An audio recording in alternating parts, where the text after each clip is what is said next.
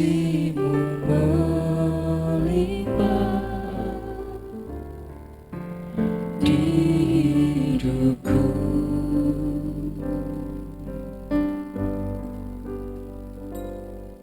Bapa,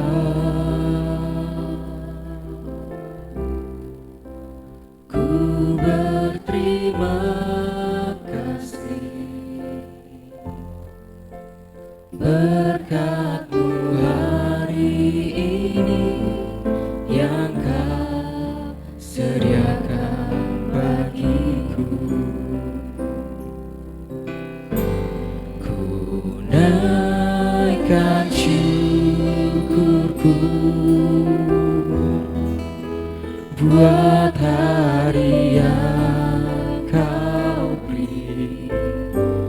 Tak habis-habisnya kasih dan rahmat-Mu, selalu baru dan tak pernah terlambat pertolongan-Mu. Besar setia-Mu di sepanjang hidupku. Mari Bapak Ibu Saudara, saya mengajak semua untuk bangkit berdiri. Bapa,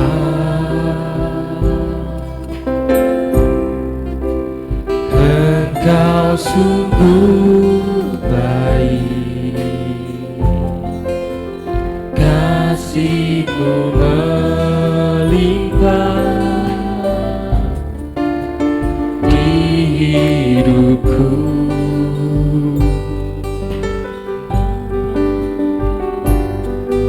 Bapa,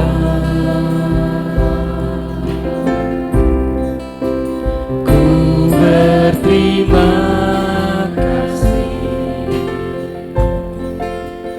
berkat-Mu hari ini yang Kau sediakan bagiku. Ku naikkan syukurku, naikkan syukurku buat hari yang Kau beri. Tak habis-habisnya kasih dan rahmat-Mu, selalu baru dan tak pernah terlambat pertolongan-Mu. Besar setia-Mu di sepanjang hidupku. Saya rindu menyanyikan dari awal. Bapa,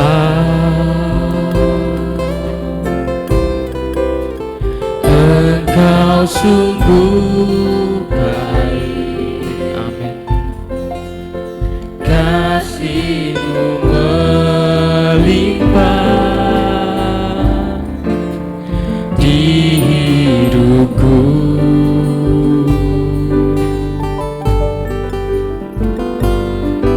Bapa, ku berterima kasih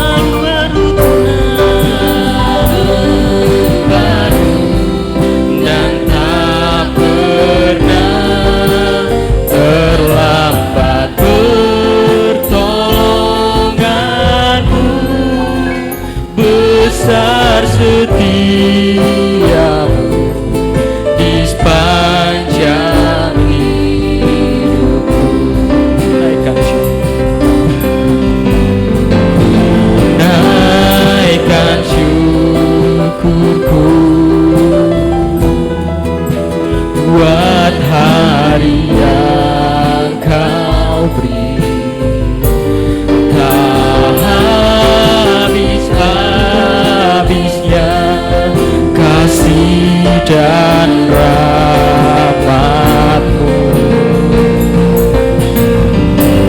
selalu baru dan tak pernah terlambat. Pertolongan-Mu besar setia-Mu di sepanjang hidupku. Ku naikkan syukurku Tuhan, ku naikkan syukurku buat hari yang Kau beri. Tak habis-habisnya kasih dan rahmat-Mu selalu baru dan tak pernah terlambat. Pertolongan-Mu besar setia-Mu di sepanjang hidupku. Selalu baru dan tak pernah, selalu baru dan tak pernah terlambat. Pertolongan-Mu besar setia-Mu di sepanjang hidupku. Besar setia-Mu, besar setia-Mu, besar setia-Mu, besar setia-Mu. Sekali lagi, besar setia-Mu, besar setia-Mu di sepanjang hidupku. Mari sama-sama kita tundukkan kepala, kita berdoa. Terima kasih Tuhan buat hari yang Kau percayakan bagi kami untuk kami lalui sekali lagi Tuhan. Semua hanya karena kebaikan-Mu Tuhan, semua karena penyertaan Tuhan yang luar biasa dalam hidup kami. Dan saat ini Tuhan, kami akan membuka hati kami, pujian kami, persembahan kami tujukan hanya kepada-Mu Tuhan. Serta ibadah kami ini Tuhan dari awal hingga akhirnya, supaya hati kami hanya tertuju pada-Mu Tuhan. Terima kasih Tuhan, dalam nama Tuhan Yesus kami sudah berdoa, haleluya, amin. Silahkan duduk. Baik, selamat pagi, shalom. Puji nama Tuhan, kita masih diberi kesempatan pada hari ini untuk kita berkumpul di tempat ini. Kita menyembah Tuhan, memuji Tuhan, dan yang terutama kita dapat mendengarkan firman Tuhan. Sebab ada tertulis bahwa langit dan bumi akan berlalu, tetapi firman-Nya akan tinggal tetap. Kita akan angkat satu pujian, biar bumi akan berlalu.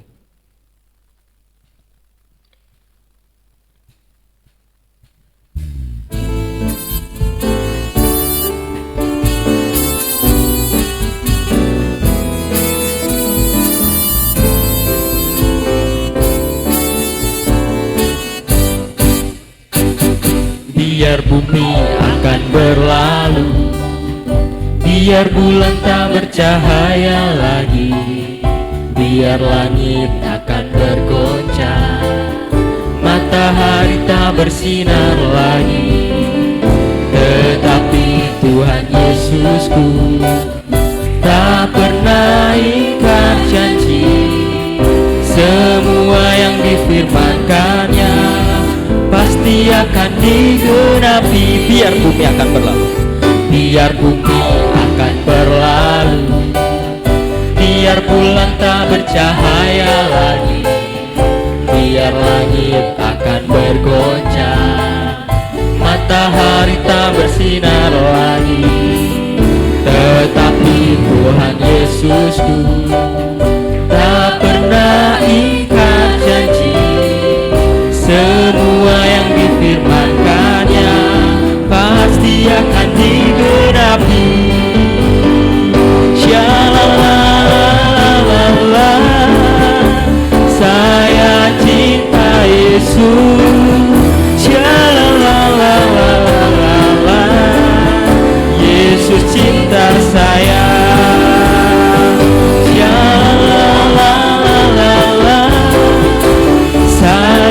cinta Yesus.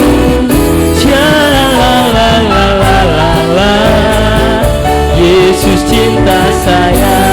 Biar bumi akan berlalu, biar bumi akan berlalu, biar bulan tak bercahaya lagi, biar langit akan bergoncang, matahari tak bersinar lagi.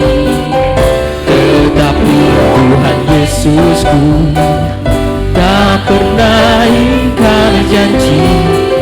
Semua yang difirmankannya pasti akan digenapi. Biar bumi akan berlalu, biar bumi akan berlalu, biar bulan tak bercahaya lagi, biar langit akan bergoncang, matahari tak bersinar lagi. Tetapi Tuhan Yesusku tak pernah ingkar janji.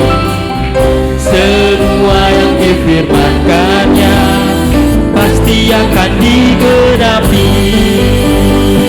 Sha-la-la-la-la-la. Saya cinta Yesus. Sha-la-la-la-la-la. Yesus cinta saya. Sha-la-la-la-la-la. Saya cinta Yesus. Sha-la-la-la-la-la. Yesus cinta saya. Sekali lagi dari atas. Biar bumi akan berlalu, biar bulan tak bercahaya lagi, biar langit akan bergoncang, matahari tak bersinar lagi. Tetapi Tuhan Yesusku tak pernah ingkar janji. Semua yang difirmankannya pasti akan digenapi. Sha-la-la-la-la-la. Saya cinta Yesus. Sha-la-la-la-la-la. Yesus cinta saya. Sha-la-la-la-la-la. Saya cinta Yesus. Sha-la-la-la-la-la. Yesus cinta saya.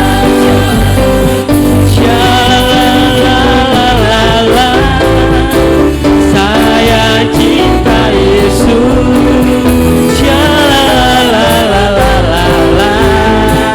Yesus cinta saya. Yesus cinta saya. Yesus cinta saya. Sekali lagi, Yesus cinta saya. Yesus cinta saya. Baik, sebelum kita lanjut ke lagu berikutnya, saya mau Bapak Ibu supaya menyiapkan diri bagi yang ingin menyaksikan cinta kasih Tuhan, karena setelah lagu berikut akan dibuka ruang kesaksian. Mari sama-sama kita bangkit berdiri, kita akan pujikan satu pujian, bahwa Tuhan juga.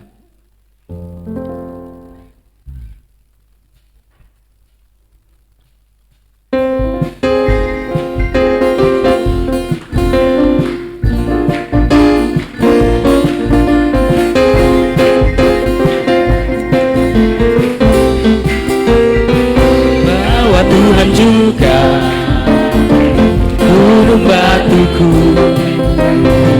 bahwa Tuhan juga kota bentengku, bahwa Tuhan juga penolongku,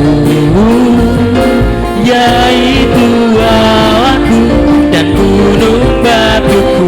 Bahwa Tuhan juga, bahwa Tuhan juga gunung batuku,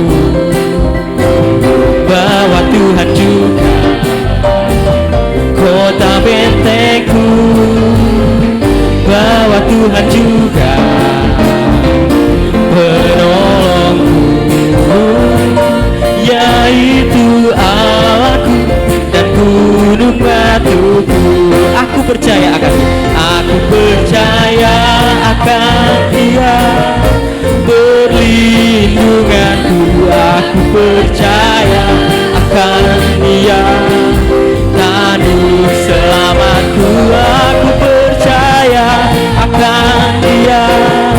Sang perisaiku, tempat perlindungan yang tinggi. Bawa Tuhan juga gunung batuku,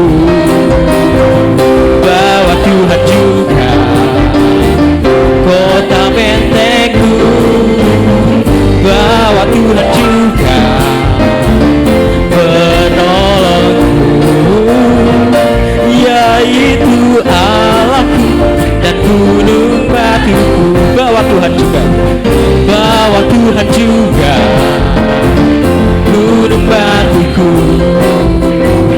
bawa Tuhan juga kota bentengku, bawa Tuhan juga penolongku, yaitu Allahku dan gunung batuku. Aku percaya akan Dia, perlindunganku. Aku percaya akan Dia, tanduk selamatku. Aku percaya akan Dia, sang perisaiku, tempat perlindungan yang tinggi. Aku percaya akan Dia, perlindunganku. Aku percaya akan Dia, tanduk selamatku. Aku percaya akan Dia, sang perisaiku, tempat perlindungan yang tinggi. Tempat perlindungan yang tinggi, tempat perlindungan yang tinggi. Sekali lagi, tempat perlindungan yang tinggi, tempat perlindungan yang tinggi. Silakan duduk.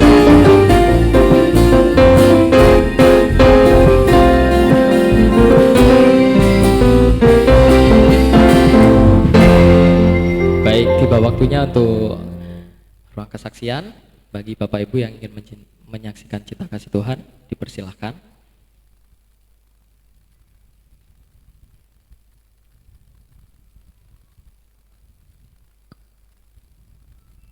Baik, jika tidak ada, kita akan lanjut ke langkah selanjutnya.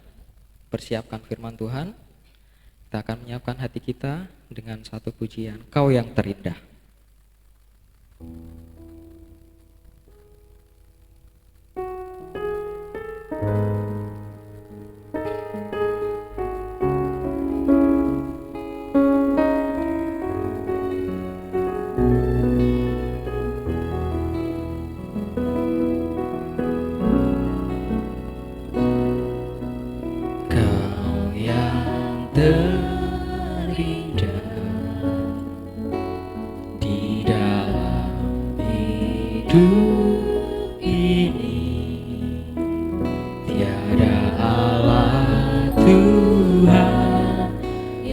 Seperti Engkau, besar perkasa, penuh kemuliaan.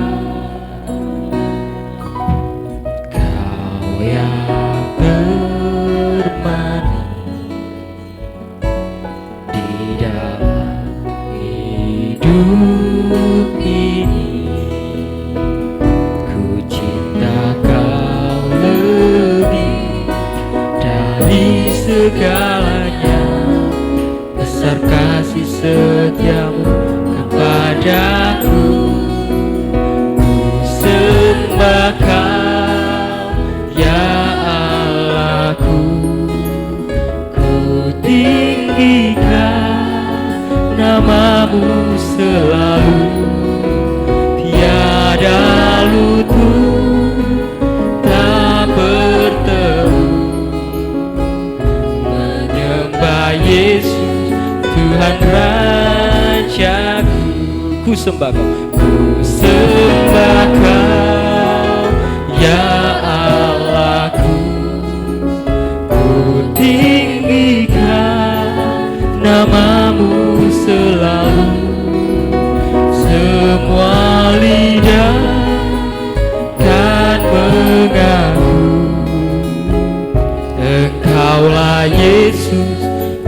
Rajaku.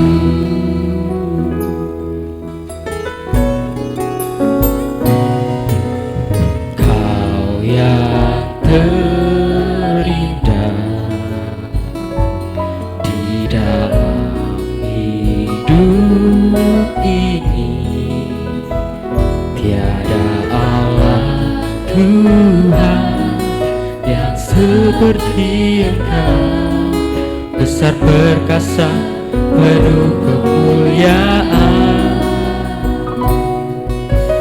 Kau yang termani di dalam hidup ini, ku cinta Kau lebih dari segalanya, besar kasih setiamu kepadaku. Ku sembah Kau ya Allahku, ku tinggikan namamu selalu, tiada lutut tak bertelut menyembah Yesus Tuhan Rajaku. Sembah Kau ya Allahku, ku tinggikan namamu selalu, semua lidah kan mengaku Engkaulah Yesus Tuhan Rajaku. Kita nyanyikan pujian ini dari atas dan saya mengajak semua untuk bangkit berdiri. Kau yang terindah di dalam hidup ini, tiada Allah Tuhan yang seperti Engkau, besar perkasa penuh kemuliaan. Kau yang termani di dalam hidup ini, ku cinta Kau lebih dari segalanya, besar kasih setiamu kepadaku.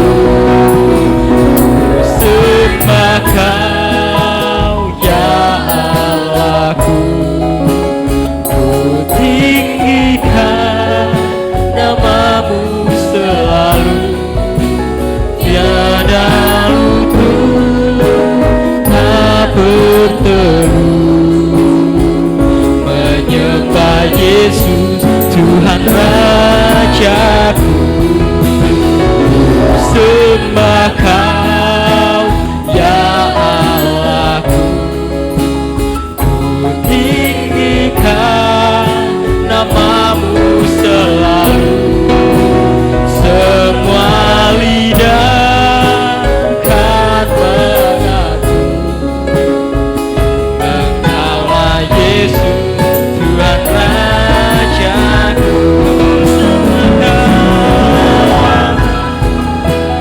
Ya Allahku, ku tinggikan namamu selalu, tiada lutut tak bertelut menyembah Yesus Tuhan Rajaku. Sembah Kau ya Allahku, ku tinggikan namamu selalu, semua lidah kan mengaku Engkaulah Yesus Tuhan Rajaku. Ku sembah Kau ya Allahku, ku tinggikan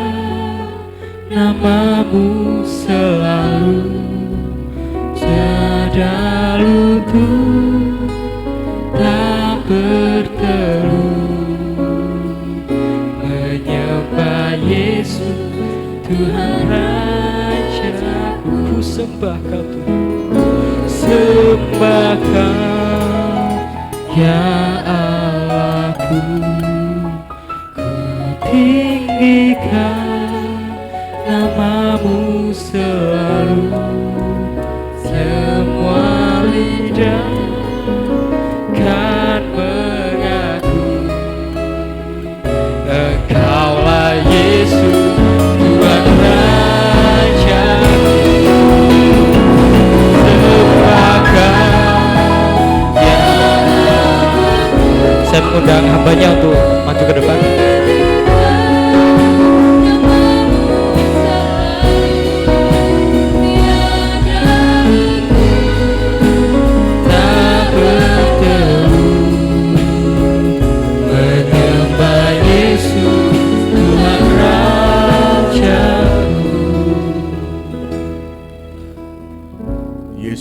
Engkau Tuhan Allah kami, Engkau yang terindah di dalam kehidupan kami. Di samping Engkau tiada lain yang layak untuk kami puji, untuk kami sembah. Kami bersyukur Tuhan untuk segala kebaikan-Mu. Pada pagi hari ini Engkau telah mengumpulkan kami di tempat ini untuk kami boleh mendengar firman-Mu. Terima kasih Tuhan untuk kesempatan ini. Kami serahkan ibadah kami ini mulai saat ini sampai selanjutnya hingga akhirnya nanti Tuhan di dalam tangan-Mu. Kiranya urapan-Mu turun atas setiap kami, baik kami yang menyampaikan firman, baik kami yang mendengarkan firman. Kami semua diteguhkan, dikuatkan, dihiburkan oleh firman. Kami keluar dari tempat ini, kami memahami firman, kami melakukan firman, semua di dalam kemuliaan nama-Mu. Terima kasih Tuhan, terima kasih. Di dalam nama Tuhan Yesus Kristus kami sudah berdoa, mengucap syukur. Amin. Selamat pagi, shalom bagi kita sekalian, bagi sidang jemaat di tempat ini. Hari ini kembali kita akan mendengarkan firman Tuhan. Beberapa aspek dari firman Tuhan kita sudah dinyanyikan ya, kita nyanyikan bersama pada pagi hari ini. Ya, saya akan mempersiapkan.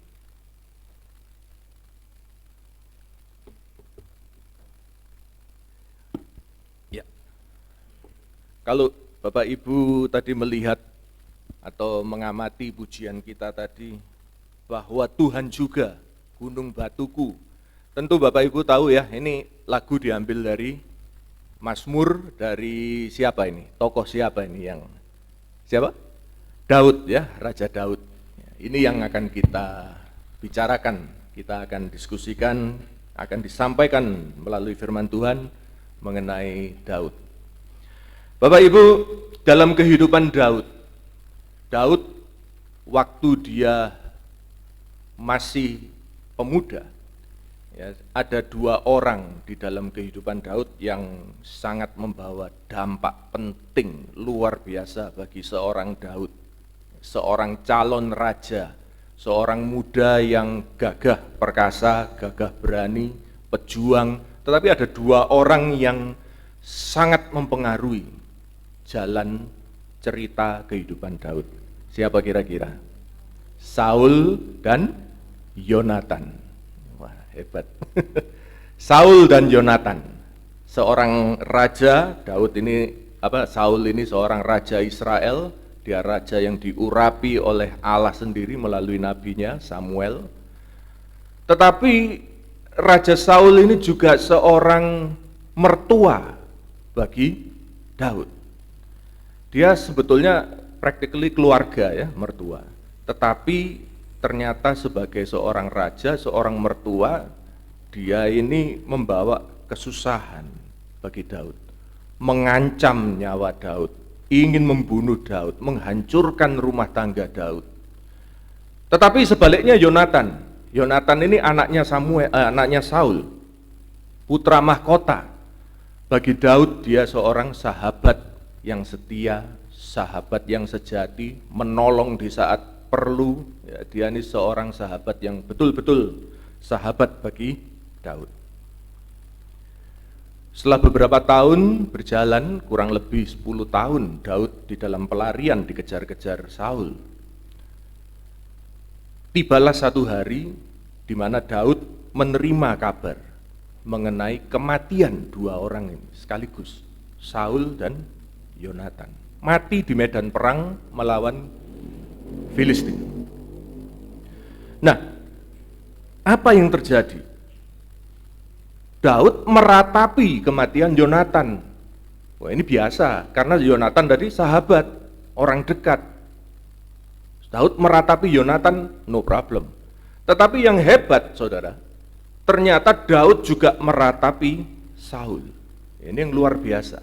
Orang yang begitu jahat, ingin membunuh dia, waktu mati, Daud bukannya senang-senang, dia kan harusnya, yes, ini dia waktunya sekarang aku menjadi raja.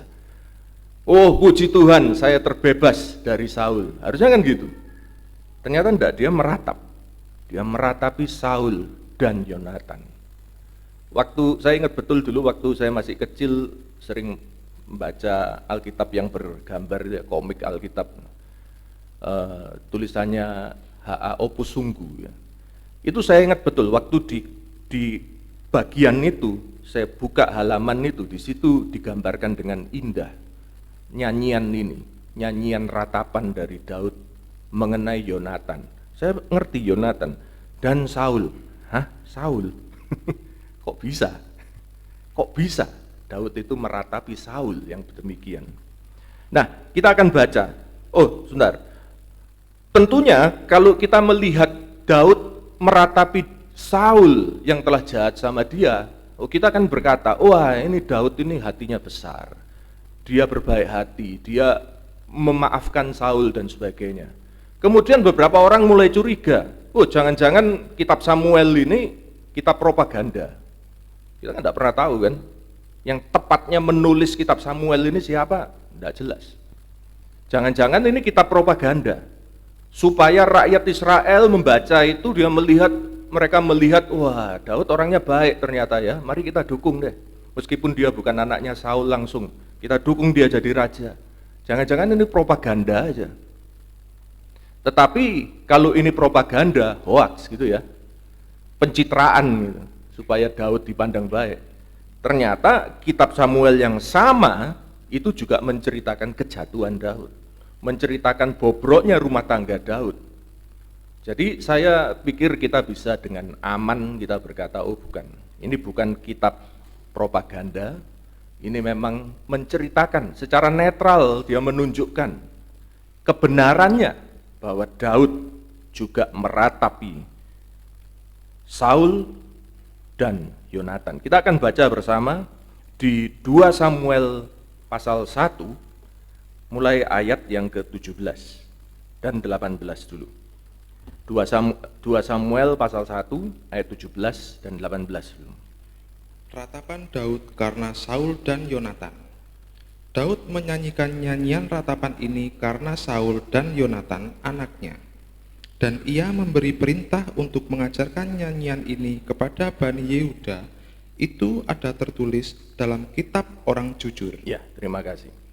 Dan ia memberi perintah untuk mengajarkan nyanyian ini. Di dalam bahasa aslinya ini tepatnya diterjemahkan mengajarkan panah, busur panah, mengajarkan panah. Jadi nyanyian ini disebut dengan nyanyian panah. Ya. Panah ini identik sekali dengan Yonatan. Ya, karena nanti kita akan lihat yang punya panah ini siapa sebetulnya. Nanti akan terlihat bahwa waktu Daud bicarakan panah itu mengenai Yonatan. Jadi dia mengajarkan nyanyian panah ini kepada Bani Yehuda. Waktu itu Daud belum menjadi raja atas seluruh Israel. Yang bisa dia pengaruhi itu hanya Bani Yehuda yang satu suku dengan dia. Seberapa dia bisa mempengaruhi, seluas apa dia bisa mempengaruhi rakyat Israel. Dia mengajarkan, mengajak, ayo kita akan menyanyikan nyanyian ratapan ini. kita perlu meratapi kematian dua orang ini, yaitu Saul dan Yonatan. Kenapa kita akan mempelajari ratapan ini? Apa relevansinya? Hubungannya, kaitannya sama kita apa? Saya percaya bahwa kita pun semua kita sekarang ini pun, kita juga punya Yonatan dan Saul dalam kehidupan kita. Ya, orang-orang yang dekat dengan kita, orang-orang yang kita kasihi, orang-orang yang kita hormati seperti Saul, orang-orang yang seharusnya baik dengan kita, mendukung kita, keluarga kita, pokoknya orang-orang dekat kita. Tetapi ada dari mereka yang memang Yonatan, mungkin namanya juga Yonatan. Yonatan itu artinya sebetulnya indah sekali. Artinya adalah hadiah atau pemberian dari Yehova, Natan. Itu pemberian dari Allah. Dan dia menjadi sahabat yang setia, dia menolong, dia membela. Tetapi ada orang lain yang dekat dengan kita, ternyata dia Saul terhadap kita. Saul, dia memberi masalah, dia biang masalah, dia selalu menghancurkan kita, mencari cara supaya kita rusak, supaya hancur. Dia ingin membunuh, tanda petik, kita, mungkin bukan secara fisik, tetapi secara rohani. Orang-orang semacam ini saya yakin ada di dalam kehidupan kita. Nah, nyanyian panah ini, ratapan Daud ini, menunjukkan bahwa Daud punya pandangan yang khusus terhadap dua orang ini, baik Yonatan maupun Saul. Dan kita akan belajar bagaimana menyikapi Yonatan dalam kehidupan kita, menyikapi Saul dalam kehidupan kita. Apa yang bisa kita hargai dari hadirnya mereka ini? Karena Daud pun waktu dia menyanyikan nyanyian ratapan ini menunjukkan penghargaan yang luar biasa. In the end of the day, pada akhirnya, apa sih yang dilihat Daud dari Saul? Apa yang dilihat Daud dari Yonatan? Pertanyaan yang sama ini yang akan kita tanyakan pada diri kita sendiri. Saya tidak tahu kan kondisi kita, keadaan kita masing-masing seperti apa. Tapi saya yakin masing-masing kita ada Saul, ada Daud, ada Yonatan. Apa yang bisa kita hargai dari kehadiran mereka dalam hidup kita? Ini yang akan kita pelajari bersama. Bacaan kita nanti lengkapnya tentunya akan melanjutkan ini, 2 Samuel 1 ayat 17 sampai 24. Kita melihat bahwa Daud menghargai kehadiran mereka. Karena itu dia meratap. Sesuatu yang layak dihargai, waktu berakhir, waktu hilang, di situ kita meratap. Betul nggak? Kalau sesuatu itu tidak penting, tidak berharga, kalau hilang ya kita biasa aja. Daud melihat ini sesuatu, mereka ini Yonatan dan Saul, ini adalah sesuatu yang harus dihargai. Karena itu waktu mereka mati, dia meratap. Sejahat-jahatnya Saul, setragis-tragisnya kematian Yonatan, Daud tidak lupa ada 3 hal yang dia hargai dari kehidupan mereka. Yang pertama adalah penempatan, dari 3P, penempatan. Yang kedua adalah peranan, dan yang ketiga adalah persahabatan. Penempatan, peranan, persahabatan. Penempatan Saul oleh Allah di dalam kehidupannya. Peranan Saul di dalam kehidupan Daud. Dan yang ketiga, bagaimana indahnya persahabatan Yonatan kepada Daud. Ini yang akan kita lihat 3 hal ini. Yang pertama, Daud menghargai penempatan Saul. Siapa Saul ini ya? Coba kita baca lanjut dari 2 Samuel tadi, pasal 1, ayat 19 sampai 21. Kepermainanmu, hai Israel, Kepermainanmu, hai Israel, mati terbunuh di bukit-bukitmu. Betapa gugur para pahlawan. Janganlah kabarkan itu di Gad. Janganlah beritakan itu di lorong-lorong Askelon, supaya jangan bersukacita anak-anak perempuan orang Filistin, supaya jangan beria-ria anak-anak perempuan orang-orang yang tidak bersunat.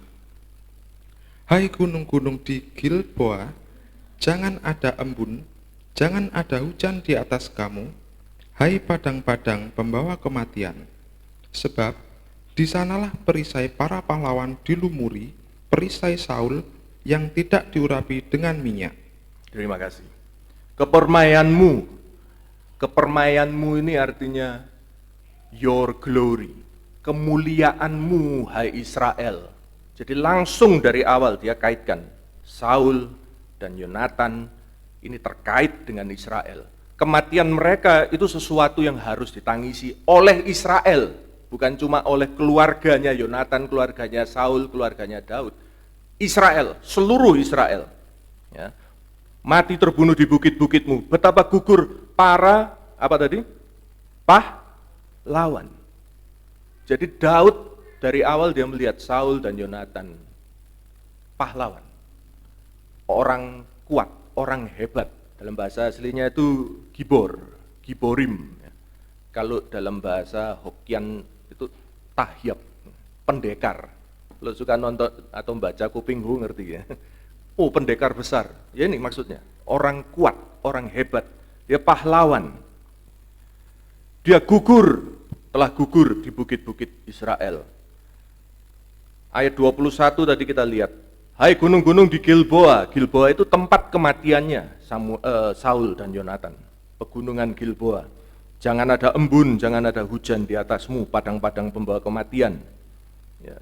Dan di situ ada ungkapan yang menarik. Perisai Saul tidak lagi diurapi dengan minyak. Orangnya sudah nggak ada, sudah mati. Perisai itu seharusnya diberi minyak.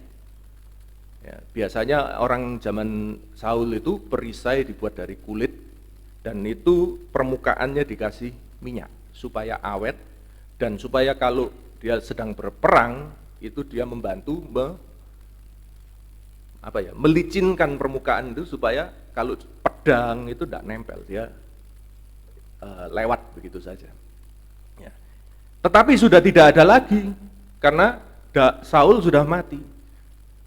Tidak lagi perisai itu dilumuri, tetapi kata yang dipakai diurapi dengan minyak. Saudara tahu kalau diurapi itu dalam bahasa aslinya apa? Mesias. Dan ini bicara tentang pengurapan Allah kepada Saul sebagai raja. Jadi Bapak Ibu Saudara, di awal ini Daud menyatakan bahwa saya yakin, saya percaya, saya menerima bahwa Allah sendiri yang mengurapi Saul sebagai raja Israel. Kematian Saul adalah tragedi nasional Israel.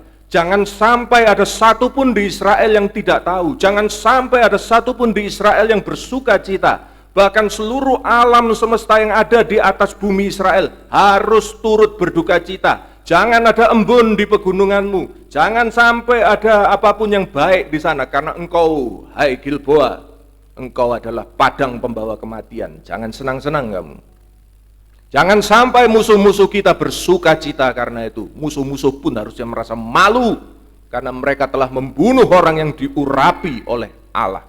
Jangan sampai wanita-wanita di Gad, di Askelon, bisa bersuka cita karena kematian Saul. Jangan sampai. Ini 3 ayat ini yang dikatakan oleh Daud. Karena Allah sendiri menempatkan Saul dengan urapan khusus sebagai raja. Kita tahu dalam kisah mengenai Daud sangat menghargai urapan Allah. Betul kan?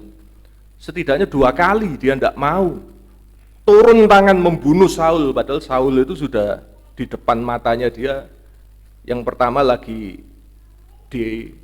buang hajat di muka gua, yang satu lagi dia sedang tidur, tinggal dijelep gini dengan tombak, selesai sudah urusannya.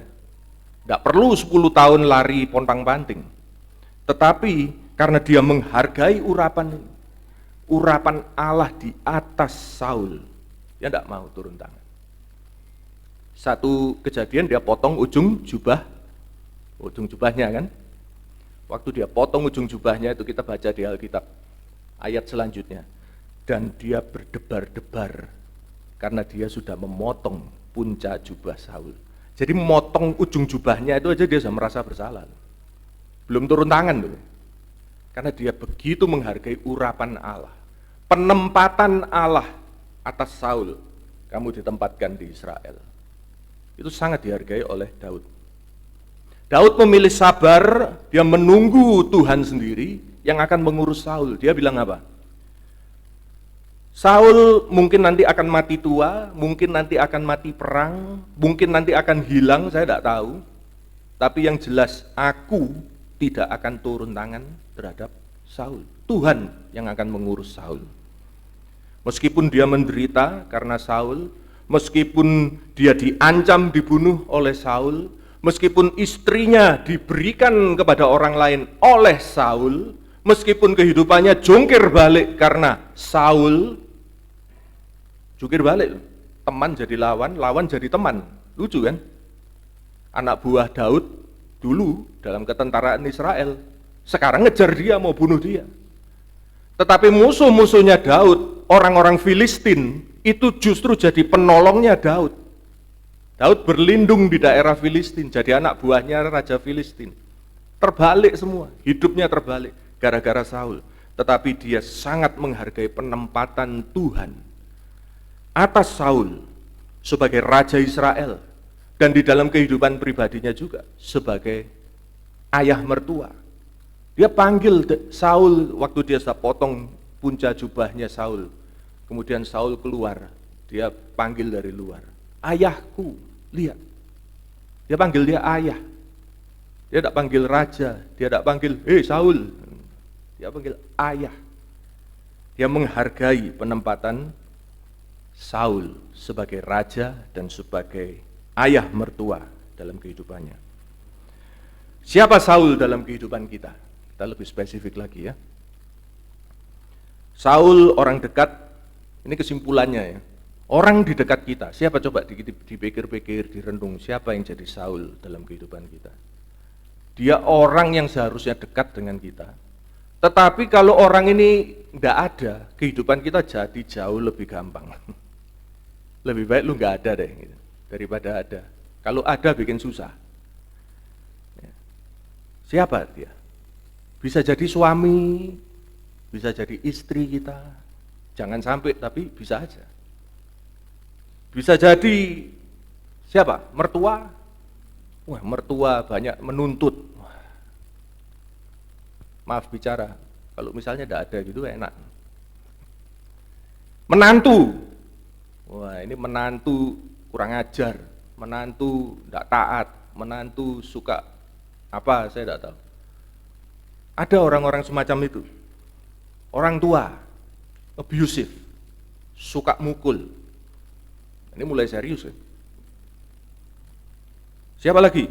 Anak, kurang ajar sama orang tuanya, tidak bisa diberitahu. Oh, betapa anak itu waktu masih kecil, kita harapkan dia menjadi orang yang baik, yang taat pada orang tua, berprestasi. Lah kok tiba dadi koyok ngene. Besarnya kok begini. Wah, ini Saul dalam kehidupan kita. Orang dekat yang misalnya kalau tidak ada itu lebih enak. Siapa lagi? Teman. Ini harusnya teman tapi setiap hari malak. Jadi bully. Setiap pulang sekolah dicegat, kepui, pukulin. Ya. Siapa Saul dalam kehidupan kita? Customer. Oh, pelanggan kita. Pelanggan kan harusnya orang dekat. Yang tiap hari kita berurusan dengan mereka. Oh, customer. Punya utang nggak bayar. Utang nggak dibayar-bayar, kalau ditagih ngeri banget. Kita yang nagih kalah galak sama yang sama yang utang. Ya. Supplier, wah supplier juga ada kalah galak. Kita ngutang sedikit aja nggak boleh, langsung keluar taringnya. Saya tidak kasih barang loh kamu, nggak bisa jualan. Orang-orang dekat yang menyusahkan.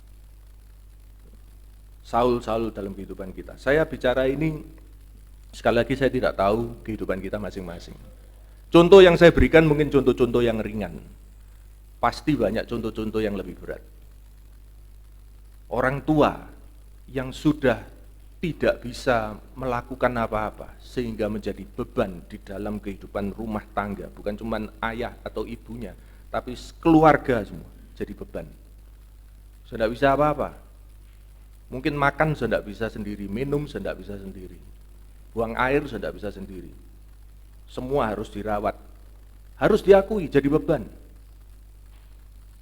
Mungkin anak yang berkebutuhan khusus, kita melihat dia, mau dibuang kok anak, tetapi kalau diopeni kok, wah bagaimana?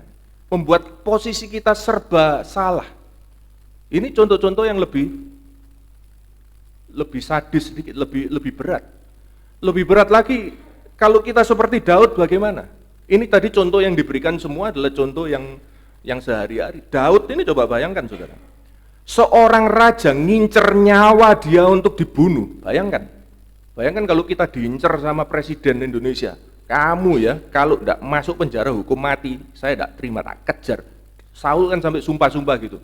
Sesungguhnya Allah akan menghukum aku jika aku tidak membunuh anak Isai. Waduh, ya apa?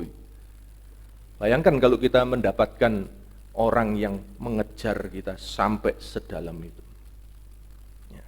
Tetapi Daud, apa yang dia lakukan di dalam tekanan? Apakah dia menyerah? Meskipun dia menghargai Saul sebagai raja, meskipun dia menghargai Saul sebagai ayah mertua, Daud tidak menyerah. No way, tidak bisa menyerah. Menyerahkan mati. Dia lari. Hargai urapan bukan berarti Daud kemudian mau mati konyol gitu aja. Tetap dia ada usaha. Dia lari ke Gunung Batu. Dia lari ke Filistin, cari jalan. Bukan berarti kalau kita menghargai, kita menyayangi orang dekat kita itu kemudian ya kita nerimo aja, dikepui sama suaminya, diem aja. Ya enggak. Suami dipukuli sama istrinya, diem aja. Ya kalau pukulnya pijet enggak apa-apa, kalau pukulnya berdarah, gigi hilang satu. Ya jangan diem aja. Luar, lari. Seperti Daud. Larinya Daud tidak mengurangi penghargaan Daud. Daud ingin selamat, memang. Tetapi karena dia menghargai penempatan Allah atas Saul, Daud tidak pernah mengharapkan kebinasaannya Saul. Itu beda loh ya. Apakah kita ingin selamat kalau ketemu hubungan yang abusive seperti hubungan yang begitu jahat? Loh iya, harus ada usaha. Tetapi bukan kita ingin agar orang itu mati. Bukan kita ingin orang itu dia binasa, tidak. Seperti Daud ini tadi. Nah, lalu bagaimana dong? Kita bisa mewujudkan penghargaan itu. Kita akan menghargai penempatan Allah. Kita ikuti caranya Allah.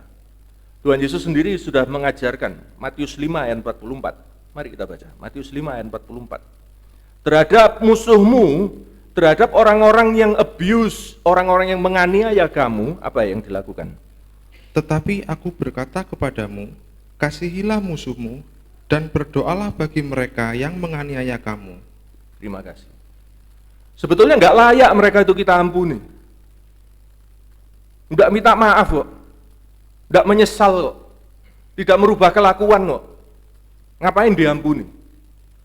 Melihat mereka sendiri tidak layak mereka untuk menerima pengampunan kita. Tetapi kita mau mengampuni karena kita menghargai Allah. Pertama, yang menempatkan mereka dalam kehidupan kita.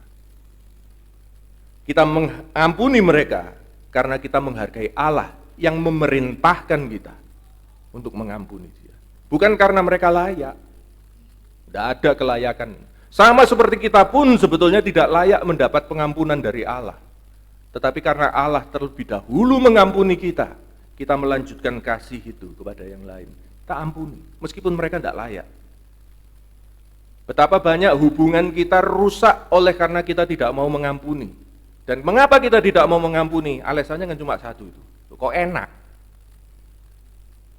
Kok enak saya ngampuni kamu? Kamu loh salah, nggak kerasa kok saya harus ngampuni. Tapi Yesus sendiri berkata, kasihi musuhmu, berdoa. Berdoa ini lebih pribadi lagi. Kalau mengampuni bisa di depan umum orang lihat, oh ya orang baik ya, propaganda ya, orang baik, pencitraan. Tetapi berdoa itu pribadi di dalam kamar tidak ada yang lihat. Apakah hati kita berteriak kepada Allah, Tuhan balaskan pada orang ini? Atau seperti perintah Yesus, Tuhan ampuni, Tuhan berkati customerku yang tidak bayar,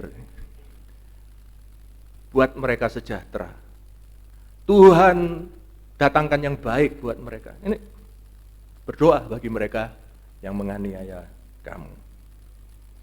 Apa tujuannya Allah menempatkan Saul dalam kehidupan kita? Duri dalam daging, paku dalam sepatu.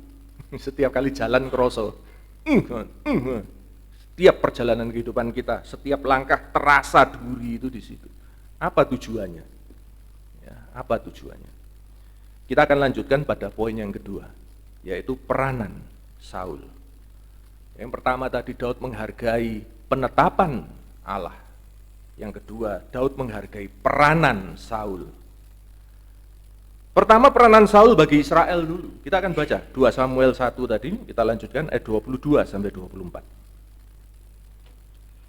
Tanpa darah orang-orang yang mati terbunuh dan tanpa lemak para pahlawan, panah Yonatan tidak pernah berpaling pulang. Ya, panah Yonatan selalu tepat sasaran. Lalu Dan pedang Saul tidak kembali dengan hampa. pedang Saul selalu berhasil menghantam sasarannya, tidak pernah meleset. Jadi Saul dan Yonatan ini digambarkan sebagai orang-orang yang gagah, tadi pendekar, mereka ahli berperang. Lanjut ayat 23. Saul dan Yonatan, orang-orang yang dicintai dan yang ramah, Nah, dalam hidup dan matinya tidak terpisah. ya, ini sisi lainnya. Jadi tadi sisi pertama orang yang begitu ganas, orang yang begitu kuat, begitu perkasa, ahli berperang. Tetapi ada sisi lainnya, orang yang mencintai, ya, orang yang layak dicintai, orang yang ramah, bahkan dalam hubungannya sebagai ayah dan anak, hidup dan matinya tidak terpisah. Mereka mau berjuang bersama, meskipun tidak selalu setuju Yonatan dan Saul ini. Tetap mereka menghadapi musuh itu bersama, sampai mati pun tidak terpisah. Kemudian, Mereka lebih cepat dari burung Raja Wali, ya, mereka lebih kuat dari singa. lincah dan perkasa dan berwibawa, ya, seperti burung Raja Wali. Dia berwibawa seperti bahkan lebih dari singa. Ayat 24. Hai anak-anak perempuan Israel, menangislah karena Saul, yang mendandani kamu dengan pakaian mewah dan kain kirmizi, yang menyematkan perhiasan emas pada pakaianmu. Ya, terima kasih. Seringkali kita pikir atau orang berkata, wah, Allah itu salah milih waktu dia mengangkat Saul sebagai raja. Seharusnya kan langsung angkat Daud. Ngapain ngangkat Saul? Ya, bikin kecewa Tuhan, ya, kan ada ayatnya. Tuhan kecewa sekali. Bikin kecewa Samuel. Tetapi kalau kita melihat laporan dari Daud ini, sebetulnya Allah tidak keliru memilih Saul. He was the best for his time. Dia orang yang tepat pada waktunya. Ya. Walaupun banyak kekurangan Saul, dan mungkin juga karena dia kurang stabil mentalnya, rohaninya, dia juga ada kelebihan-kelebihan juga yang harus dihargai, yang berperan di dalam karirnya sebagai Raja Israel. Bapak Ibu tahu nggak, Saul itu pemersatu bangsa Israel. Selalu kalau kita baca dari Hakim-Hakim sampai di Samuel itu, keadaan Israel itu kacau beliau, kacau balau. Dan selalu dikatakan kenapa? Karena tidak ada raja pada waktu itu. Begitu ada Raja Saul, tidak otomatis kemudian semuanya jadi baik. Saul itu berjuang loh. Dia mengumpulkan bala tentara dari seluruh Israel itu untuk mengamankan Israel. Itu perjuangan, bukan main-main. Saul pemersatu bangsa.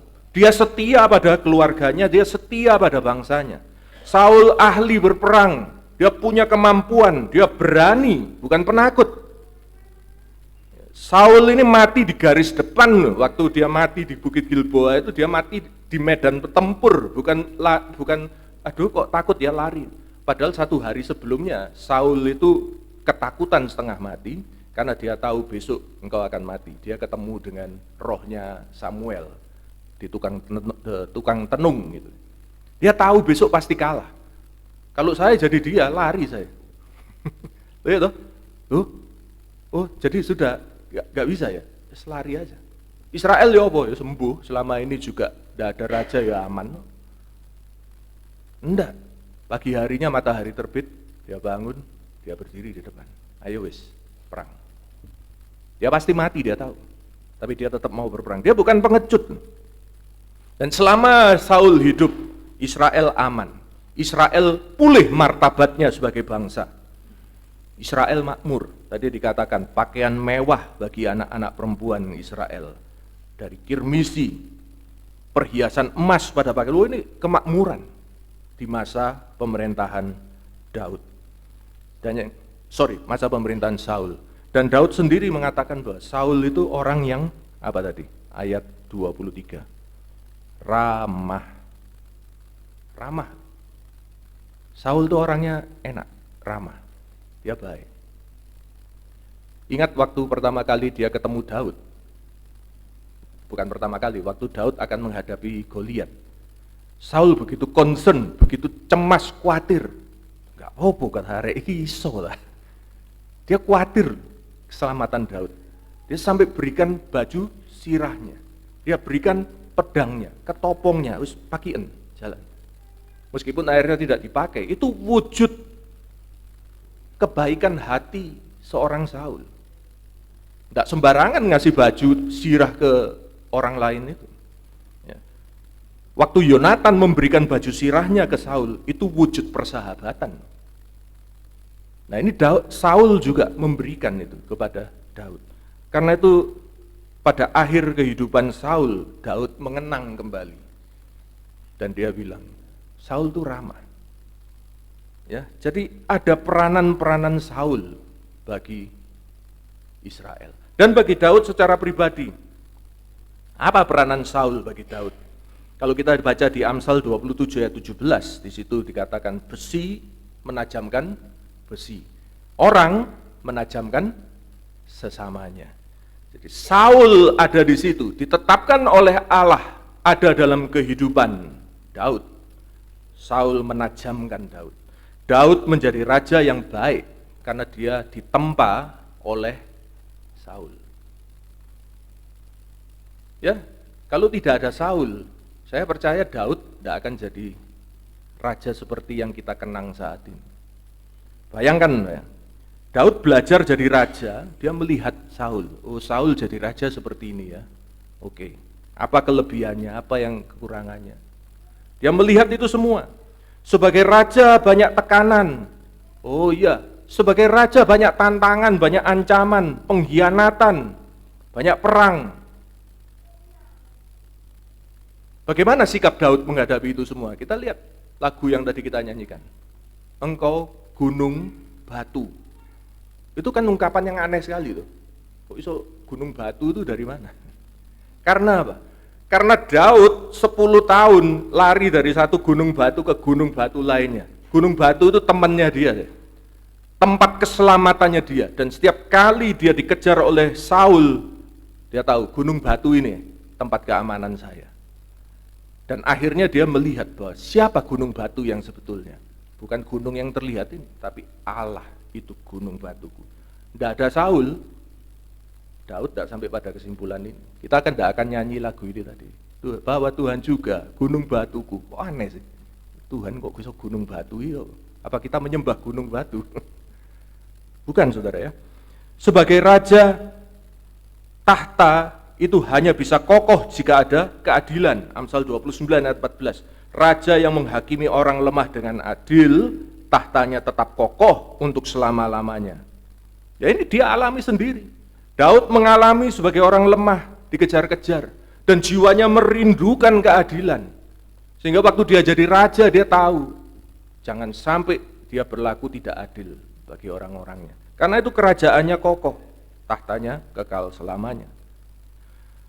Situasi buruk karena Saul digunakan Allah untuk membentuk Daud. Ini kesimpulannya.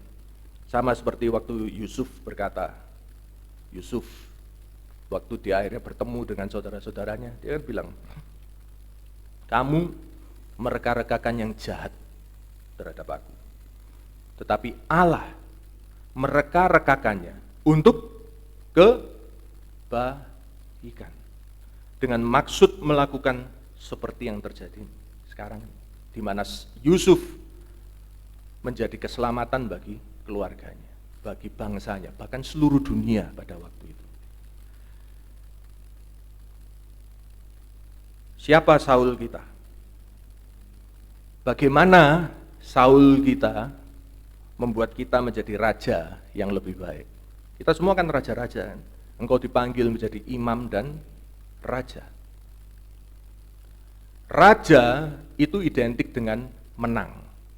Tidak ada raja yang tidak menang. Kalau tidak menang, tidak pantas jadi raja. Bagaimana kita akan menang jika tidak pernah ada peperangan? Karena itu kalau dalam kehidupan kita selalu ada peperangan, selalu ada struggle, ada perjuangan, itu hal yang wajar. Justru aneh kalau kehidupan kita tidak pernah ada masalah. Karena setiap kali kita menghadapi masalah dan kita menang, di situ kita layak disebut pemenang, itu raja, sebagai raja. Di sini pun juga Saul membentuk Daud menjadi raja yang baik. Dia mengalami peperangan dan sebagainya.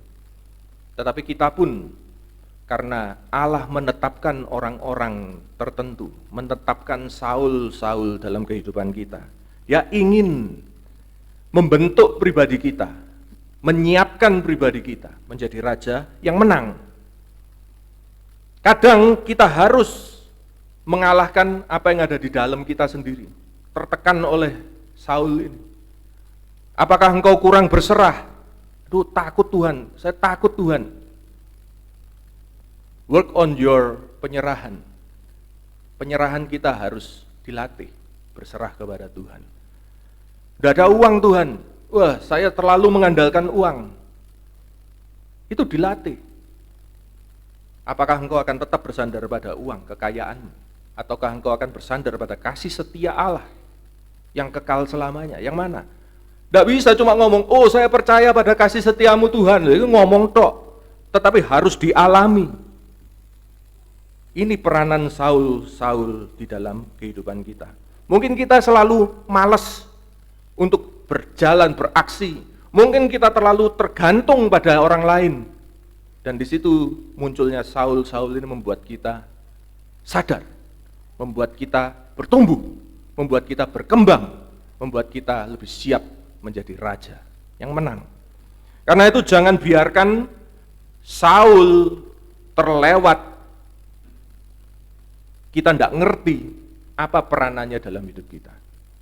Kita cuma mengatai dia, wah orang jahat, oh ini orang yang tidak baik, ini orang yang begini, orang yang begitu. Tapi kita tidak pernah tahu apa peranannya dia dalam hidup kita.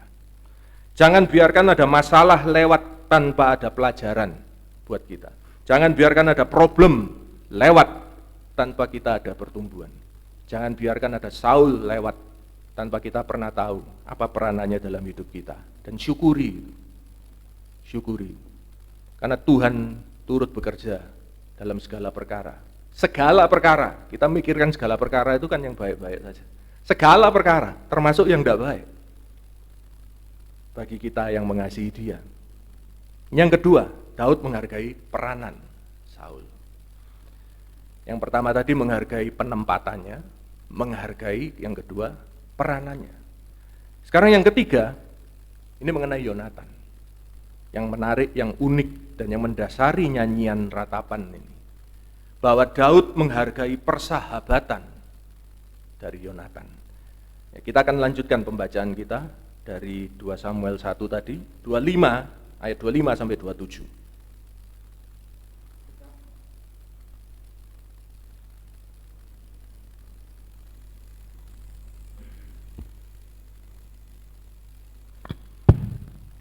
Betapa gugur para pahlawan di tengah-tengah pertempuran. Yonatan mati terbunuh di bukit-bukitmu.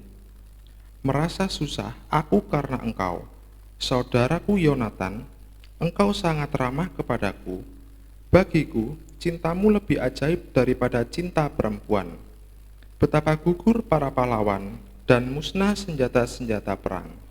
Betapa gugur para pahlawan. Ini kalau bahasa Inggrisnya terkenal sekali ya. How the mighty have fallen. Ini kata-kata ini biasanya mencerminkan betapa orang hebat itu kok kemudian jatuh di akhir hidupnya. Maksudnya bukan itu. Kalau kita baca di sini, betapa orang-orang hebat itu akhirnya toh juga akan meninggal. Tetapi yang kita bahas di sini mengenai Yonatan. Apa istimewanya Yonatan? Apa sih? Kalau kita baca tadi di ayat 26, di situ dikatakan, susah aku karena engkau saudaraku Yonatan, engkau sangat ramah bagiku. Dan ini istimewanya, bagiku cintamu lebih ajaib daripada cinta perempuan. Cinta Yonatan kepada Daud lebih ajaib daripada cinta perempuan. Ini banyak orang-orang yang kemudian menafsirkan, oh Yonatan ini gay, homoseksual. Yonatan dan Daud ini dicurigai, ada indikasi bahwa mereka gay. Ya, bagaimana? Bapak Ibu Saudara setuju nggak? Ngawur ini ya. Jadi kadang pikiran yang ngeres. Waktu membaca Alkitab, menafsirkan tafsirannya juga ngeres. Nah, kita harus berhati-hati. Meskipun sering disampaikan, baca sendiri Alkitab, baca sendiri Alkitab.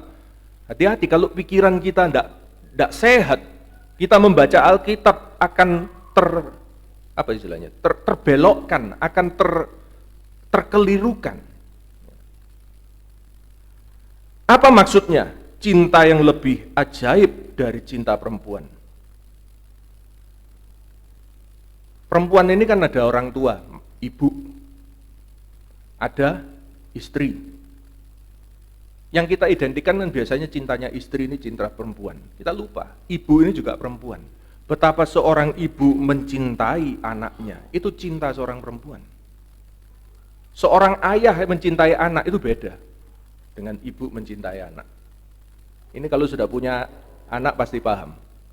Cintanya bapak sama cintanya ibu itu beda, betul gak? Cintanya istri kepada suaminya, itu cinta seorang perempuan. Dan ke dalam dua macam cinta ini meskipun cinta yang luar biasa, cinta ibu kepada anak, cinta istri kepada suami, ini ada dasar suatu hubungan. Hubungan darah ibu dengan anak. Hubungan suami dan istri, hubungan seksual, hubungan kasih memang betul antara istri dan suami. Itu cinta seorang perempuan. Tapi cintanya Yonatan ini ajaib. Apa ajaibnya? Bahwa sebetulnya Yonatan sama Daud itu tidak ada hubungan apa-apa. Sama sekali tidak ada hubungan. Daud itu anak yang dari keluarga minor di Yehuda. Dia seorang gembala yang sehari-harinya di padang. Yonatan ini dia seorang pangeran, putra mahkota, pejuang dari mudanya. Dia berperang bersama ayahnya. Tidak ada hubungannya jauh. Tetapi 1 Samuel 18 ayat 1 sampai 4 mengatakan, coba kita akan baca. 1 Samuel 18 ayat 1 sampai 4. Daud dan Yonatan. Ketika Daud habis berbicara dengan Saul, berpadulah jiwa Yonatan dengan jiwa Daud, dan Yonatan mengasihi dia seperti jiwanya sendiri. Ya, sampai dulu. Terima kasih. Ini adegan ini pada saat Daud baru saja membunuh Goliat, menghabisi bangsa Israel bersama tentara menghabisi bangsa Filistin bersama tentara Israel. Kemudian mereka pulang balik menghadap Saul. Saul itu pertanyaannya cuma satu. Awakmu ini anak sopo? Anaknya siapa kamu ini? Anaknya Isai. Kenapa kok Saul tanya? Karena dia harus memenuhi janjinya bahwa siapapun yang membunuh Goliat, keluarganya akan dibebaskan dari pajak. Oh, enak sekali. Tidak usah bayar PPN, PPH, ya, tidak usah setor SPT. Ya. Bebas dari pajak. Karena itu dia tanya, kamu anaknya siapa? Anaknya Isai. Waktu selesai ngomong itu, Yonatan itu ada di sebelahnya Saul, dan dia melihat Daud ini.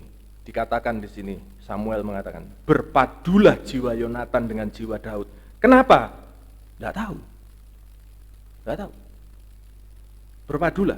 Dan dia mengasihi Daud seperti mengasihi jiwanya sendiri. Bukankah ini yang dikatakan oleh Tuhan Yesus? Kalau kita ada ajaran yang utama, perintah yang utama, mengasihi Tuhan, yes, kemudian mengasihi sesama seperti mengasihi dirimu sendiri. Di sini Yonatan mengasihi Daud seperti jiwanya sendiri. Kalau memang mau dicari-cari hubungannya, apa yang menghubungkan Yonatan dan Daud? Bukan hubungan darah, bukan hubungan apapun. Hubungannya di sini adalah, pertama adalah iman yang sepadan antara Daud dan Yonatan. Sebelum Daud muncul sebagai pahlawan, Yonatan ini pahlawannya. Kalau kita baca di 1 Samuel, pasal-pasal belasan sebelum Goliat. Jangan salah, Daud cuma berani lawan satu raksasa kan ya. Dikisahkan sebelumnya, Yonatan bersama satu orang melawan satu kompi. 2 orang lawan satu kompi. Satu camp tentara musuh itu di-tackle 2 orang dok. Hebat gak? Hanya dengan pedang dan iman. Karena dia berkata pada anak buahnya ini, Tuhan itu berkuasa. Mau banyak orang, mau sedikit orang, kita bisa menang. Itu iman yang luar biasa. Dan iman ini sepadan dengan iman Daud. Klik waktu dia melihat Daud, klik jiwanya. Dia berpadu jiwa dengan jiwa Daud. Karena iman yang sepadan. Dan kemudian dikatakan di ayat ketiga. Ya, tadi kita lanjutkan. 1 Samuel 18 ayat 3. Yonatan mengikat perjanjian dengan Daud karena ia mengasihi dia seperti dirinya sendiri. Terima kasih. Ditekankan lagi, mengasihi dia seperti dirinya sendiri. Dan karena itu dia mengikat perjanjian dengan Daud. Ada komitmen untuk saling setia antara Daud dan Yonatan. Ajaib. Ada komitmen, ada iman yang sepadan. Dan ini yang menarik lagi, bahwa di dalam perjanjian yang tadi disebutkan, perjanjian yang itu dan perjanjian-perjanjian mereka yang lain, itu kita lihat di ayat 1 Samuel 20 ayat 23. Apa yang ada di dalam perjanjian itu? 1 Samuel 20 ayat 23. Tentang hal yang kita janjikan itu, antara aku dan engkau, sesungguhnya Tuhan ada di antara aku dan Tuhan engkau. ada di antara aku dan engkau sampai selamanya. Jadi bukan cuma janji, ayo ya kita CS ya, kita friends forever ya. No, Tuhan ada di antara aku dan engkau. Ini luar biasa. Ya, terima kasih. Nah, jadi sekarang Bapak Ibu Saudara, kita sudah melihat siapa Saul dalam kehidupan kita. Hal yang sama kita akan lihat siapa Yonatan di dalam kehidupan kita. Orang-orang dekat juga. Tetapi orang-orang dekat yang menjadi sahabat bukan sekedar sahabat, tetapi sahabat yang sepadan dalam iman. Sahabat yang kita punya saling komitmen untuk saling setia. Sahabat di mana ada Tuhan di dalamnya. Siapa yang menjadi sahabat kita, menjadi Yonatan-Yonatan kita? Sama jawabannya seperti siapa Saul tadi, seharusnya. Suami harus menjadi Yonatan, pemberian Allah bagi istrinya. Istri harus menjadi Yonatan bagi suaminya. Orang tua bagi anak, anak bagi orang tua, mertua bagi menantu, menantu bagi orang tuanya. Semua keluarga terdekat kita seharusnya menjadi Yonatan, menjadi sahabat yang beriman sepadan, komitmen setia, dan ada Tuhan di dalam hubungan itu. Mungkin dari kita ada yang bilang, wah saya enggak punya, saya enggak punya sahabat kayak gitu, saya enggak punya teman seperti itu. Bapak Ibu Saudara, saya mau beranikan katakan bahwa warga gereja seharusnya menjadi Yonatan satu dengan lainnya. Karena di dalam gereja, jemaat, sesama jemaat kita ini, kita ada iman yang sepadan. Kita ada komitmen untuk saling setia. Dan ada Tuhan di antara kita. Amin. Ada 3 hal ini, ada iman yang sepadan, ada komitmen, dan ada Tuhan di antara kita. Karena itu di dalam gereja, seharusnya lah setiap warga kita Itu Yonatan satu dengan yang lain. Bukankah Yesus sendiri yang memerintahkan dalam Yohanes 15 ayat 12 sampai 17? Inilah perintahku supaya kamu saling mengasihi. Ini perintah kepada murid-muridnya, kepada kita saat ini, kepada warga gereja. Seperti aku telah mengasihi kamu, tidak ada kasih yang lebih besar daripada kasih seorang yang memberikan nyawanya untuk sahabat-sahabatnya.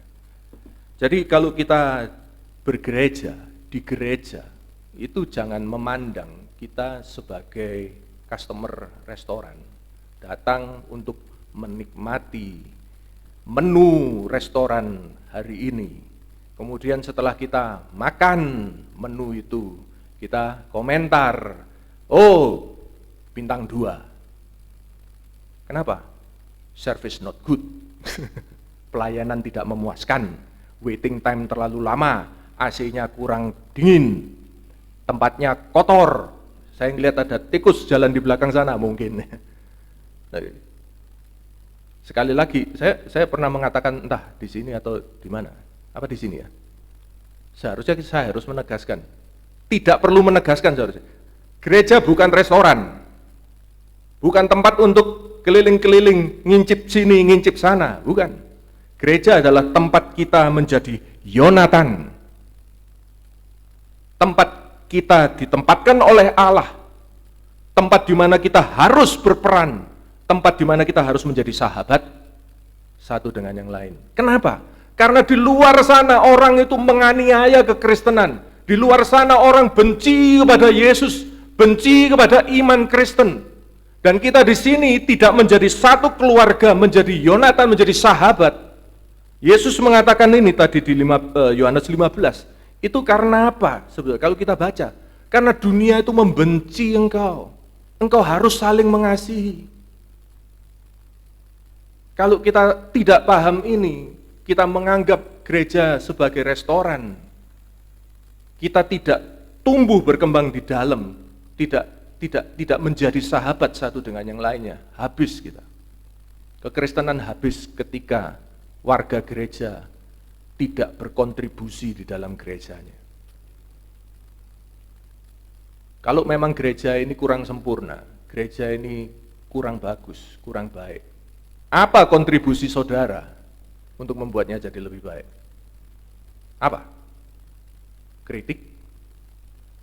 Oke. Rasan-rasan? No. Kritik boleh, harus.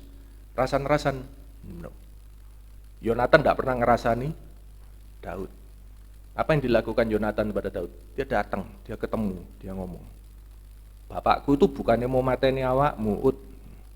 Daud bilang, enggak, kamu enggak ngerti. Mereka diskusi, mereka merundingkan. Tidak ada kemudian, saya tidak suka sama Daud, langsung hilang, keluar.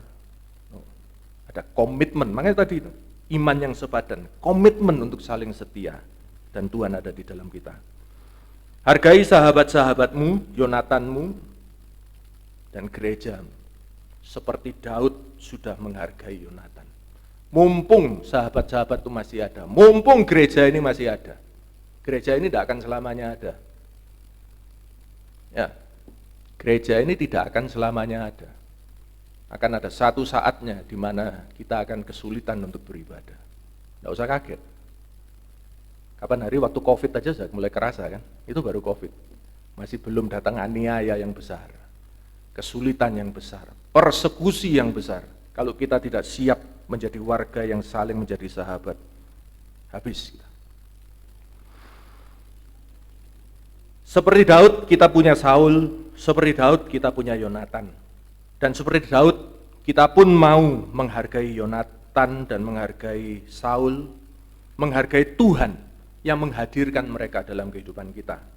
Apa saja yang Daud hargai? Ada 3 tadi. Yang pertama, penempatan. Yang kedua, peranan. Dan yang ketiga, persahabatan. Daud menghargai penempatan Saul. Daud menghargai peranan Saul atas Israel dan kehidupan pribadinya. Dan yang terakhir, tentu kita melihat Daud sangat menghargai persahabatan Yonatan terhadap dirinya. Demikian juga kita mau sekarang menghargai penempatan orang-orang mungkin yang toksik, orang yang kejam, difficult people, ya, yang abusive, mungkin jahat, menindas. Mengapa kita menghargai penempatan mereka? Karena kita menghargai Allah yang menempatkan itu. Karena kita menghargai Allah yang juga telah memerintahkan kita. Kasihi mereka, berdoa untuk mereka. Kita pun juga mau menghargai peranan orang-orang itu dalam kehidupan kita. Jangan biarkan ada Saul lewat tanpa kita tahu apa peranannya. Tidak ada raja tanpa kemenangan, tidak ada kemenangan tanpa peperangan. Kita berperang, memang kita dibentuk melalui penempatan ini. Ini peranan mereka dalam kehidupan kita. Dan yang ketiga, kita menghargai persahabatan. Jika Allah menempatkan Saul dalam kehidupan Daud, saya percaya Allah juga menempatkan Yonatan dalam kehidupan Daud. Dalam kehidupan kita juga ada Saul, tetapi Allah juga menempatkan Yonatan dalam kehidupan kita. Tidak ada teman, tidak ada sahabat, keluarga semua orang brengsek, semoga tidak. Tetapi yang jelas di dalam gereja ini, haruslah kita menjadi Yonatan satu dengan yang lainnya. Sehingga kita semua bisa mensyukuri, kita semua boleh bersyukur akan kasih setia Allah yang telah menempatkan, memberi peranan, dan menolong kita melalui orang-orang yang ada di sekitar kita. Amin. Kita akan menyanyikan satu pujian, ku mau selalu bersyukur.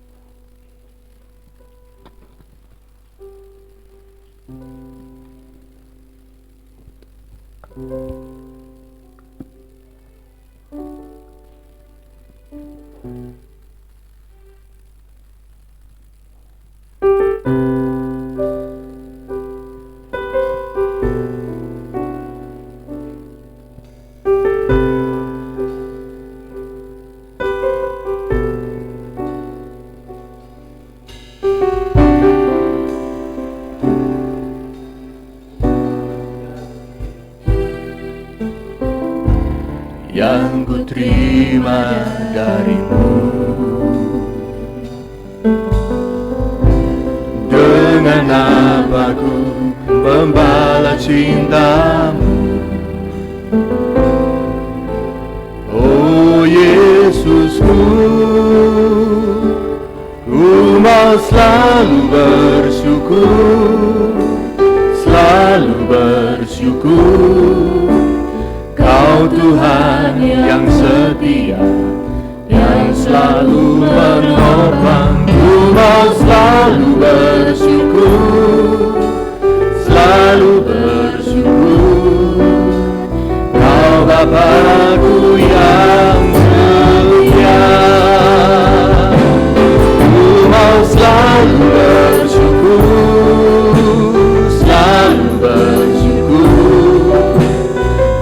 Tuhan yang setia, yang selalu menolong. Ku mau selalu bersyukur, selalu bersyukur.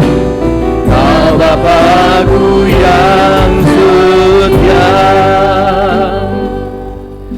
Lagu ini mengatakan, ku mau selalu bersyukur, selalu bersyukur. Karena kita tahu Engkau Tuhan yang setia. Kesetiaan Tuhan tidak selalu diwujudkan dalam hal-hal yang kita pandang baik.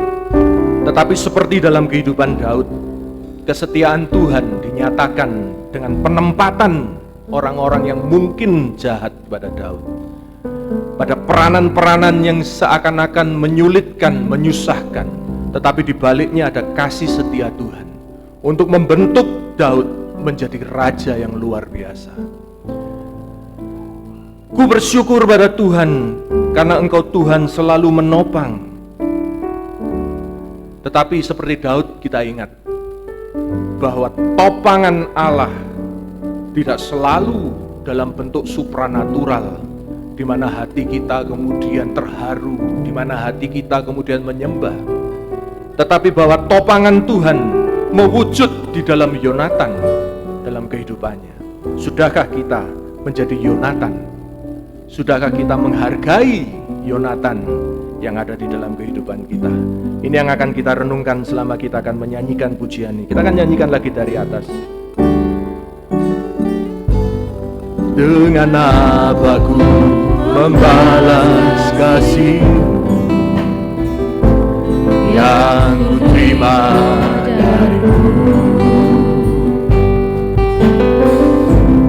Dengan apa ku membalas cinta? Oh Yesusku, ku mau selalu bersyukur. Pelayanan selanjutnya saya serahkan kepada Bapak Gembala.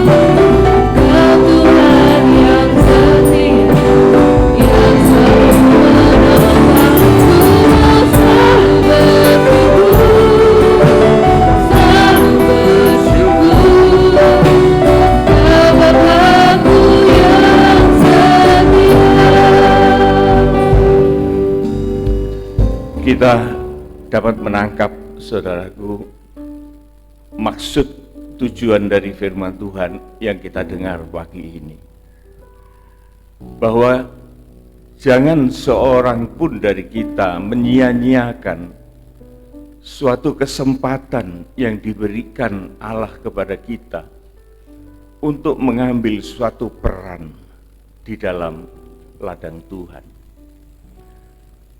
Menggunakan kesempatan dengan sungguh-sungguh untuk berperan sebagaimana Tuhan anugerahkan itu kepada kita. Dan supaya kita memanfaatkan peran itu untuk kita mendapatkan suatu penempatan yang pasti yang Tuhan pilihkan di dalam kehidupan kita. Dan kita jangan sekali-kali melupakan bahwa di dalam penempatan-penempatan, di dalam kesempatan kita berperan itu ialah Tuhan memberikan kita persahabatan satu dengan yang lain. Merupakan berkat yang tidak kita duga sebagai pemberian Allah.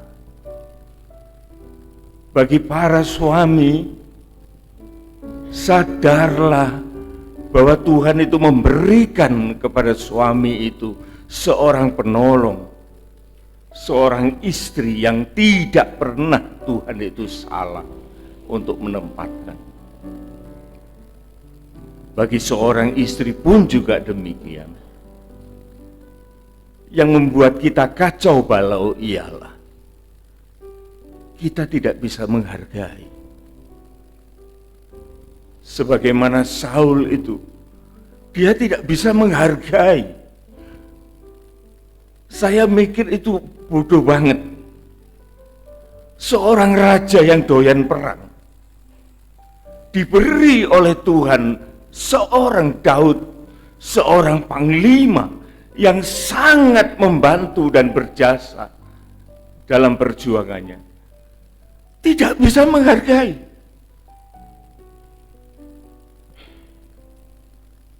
Ini lama, saudaraku, menjadi pemikiran saya. Dan kenapa orang ini, yang Saul ini, dia tidak bisa menghargai? Oleh karena dia egois. Itu yang memberikan pelajaran kepada kita.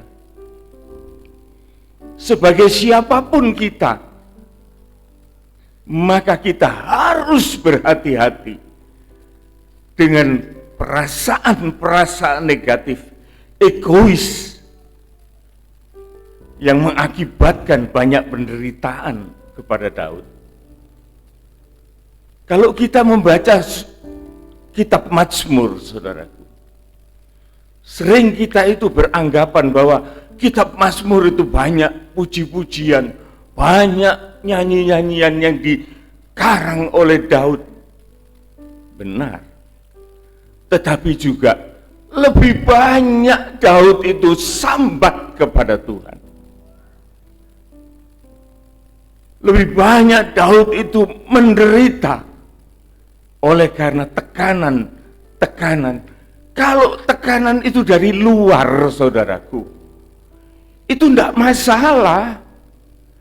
Bagi Daud itu sudah makanan setiap hari. Tetapi kalau tekanan itu dari dalam, nah ini loh saudaraku, yang tadi saya mendengar firman itu, saya teringat pada suatu ayat di dalam kitab Mazmur, pasal 55 ayat 12. Daud mengatakan, kalau musuhku itu yang mencela aku masih dapat menanggungnya. Dia katakan itu. Kalau pembenciku yang membesarkan diri terhadap aku masih dapat menyembunyikan diri terhadap dia. Tetapi justru orang yang memusuhi, orang yang membenci aku, orang yang dekat denganku, dia adalah temanku dan orang yang aku percaya. Bahkan kami bersama-sama bergaul dengan baik, dan kami masuk ke dalam rumah Allah di tengah-tengah keramaian. Bagaimana ini saudaraku? Orang dekat, orang baik, orang yang dipercaya, orang yang sama-sama berada di rumah Tuhan. Itu yang menjadi musuh.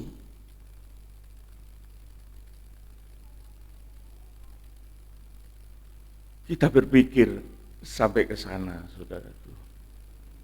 Tetapi Daud ini mengatakan, serahkanlah khawatirmu kepada Tuhan, maka ia akan memelihara engkau. Tidak untuk selama-lamanya dibiarkannya orang yang benar itu ada di dalam kebimbangan. Luar biasa, saudaraku. Dan perkataan Daud yang paling terkenal di dalam Mazmur itu mengatakan, kemalangan orang benar itu banyak. Orang benar itu tidak selalu enak loh saudaraku. Ini Raja Daud mengatakan kemalangan orang benar itu justru banyak.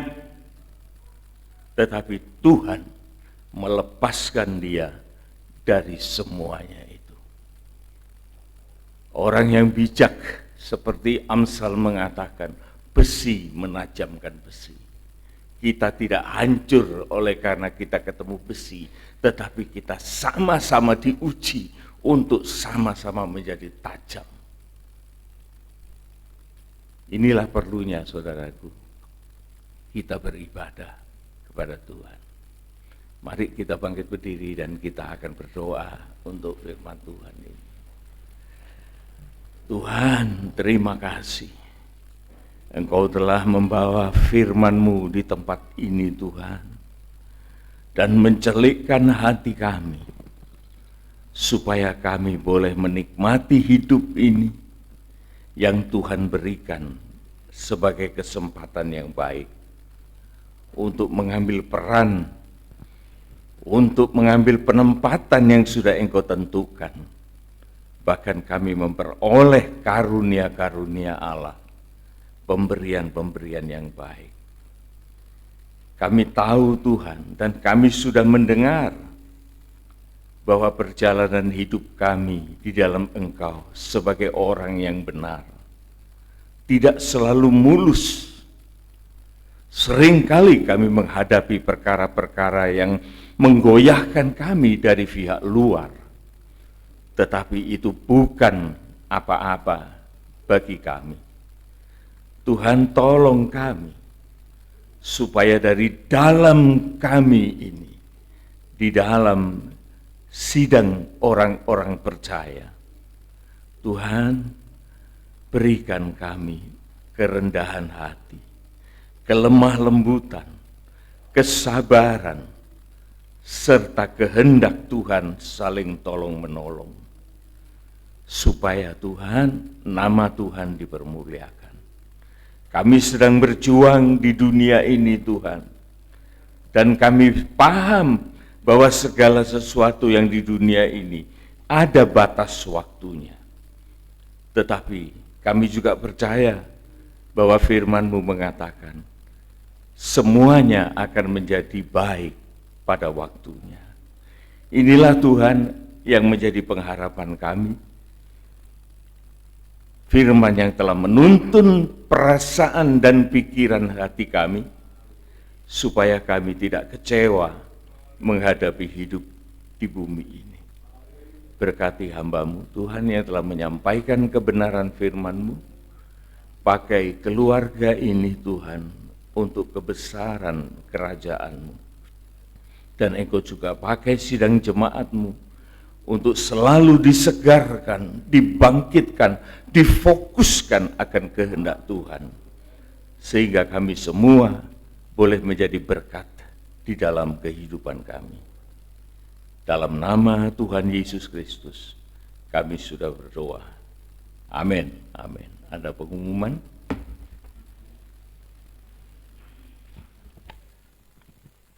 Ya, di nama Tuhan, saya akan bacakan warta gereja dalam 1 minggu ke depan. Namun sebelumnya kami mengucapkan terima kasih untuk Ko Arnold dan keluarga yang sudah beribadah dan melayani bersama-sama dengan kami pada pagi hari ini. Dan tak lupa juga kami juga mengucapkan terima kasih atas Bapak Ibu yang sudah setia beribadah dan melayani bersama-sama dengan kami semua.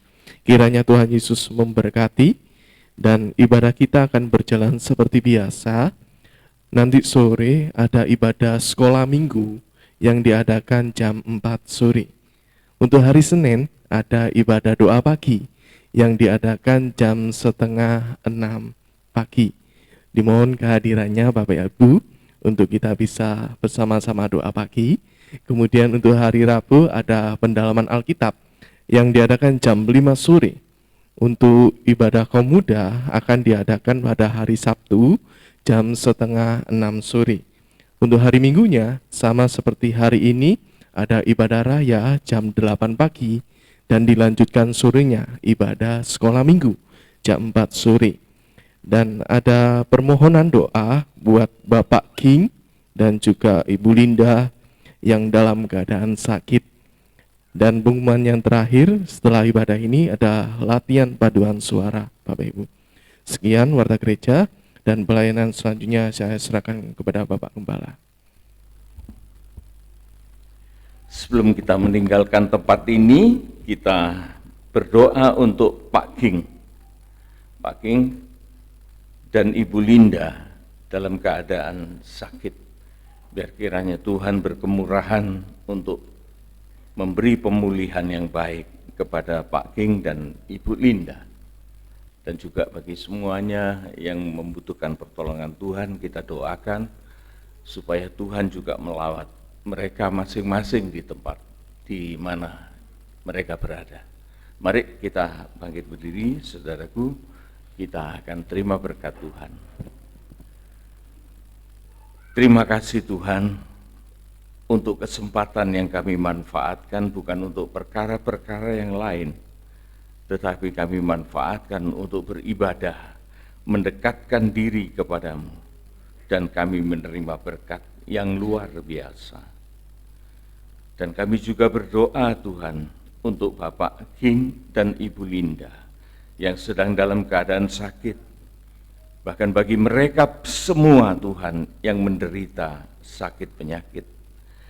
Tuhan, ampuni mereka sekiranya ada sesuatu yang perlu mereka selesaikan. Tetapi Tuhan, apapun yang terjadi, kami tetap memohonkan belas kasihan dan kemurahan-Mu.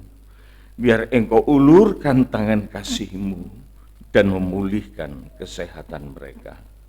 Kami juga Tuhan berdoa bagi mereka yang tercoba, yang tertindas dalam apapun dalam hidup mereka.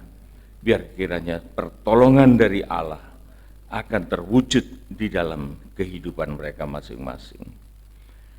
Saudara-saudaraku yang dikasihi oleh Tuhan, terimalah segala berkat anugerah, kasih setia, kasih sayang, damai sejahtera, sukacita kerajaan sorga, kehidupan yang kekal dari Allah Bapa, Putra dan Roh Kudus menyertai kita semua mulai dari saat ini sampai Maranatha Tuhan Yesus datang kembali. Pulanglah beserta dengan segala berkat ini, dan kita pun juga diberkati dalam hal-hal yang jasmaniah untuk kita boleh hidup layak di bumi ini dan dipersiapkan Tuhan untuk menjadi berkat bagi sesama. Dalam nama Tuhan Yesus Kristus kami sudah berdoa. Amin, amin, amin. Tuhan berkati.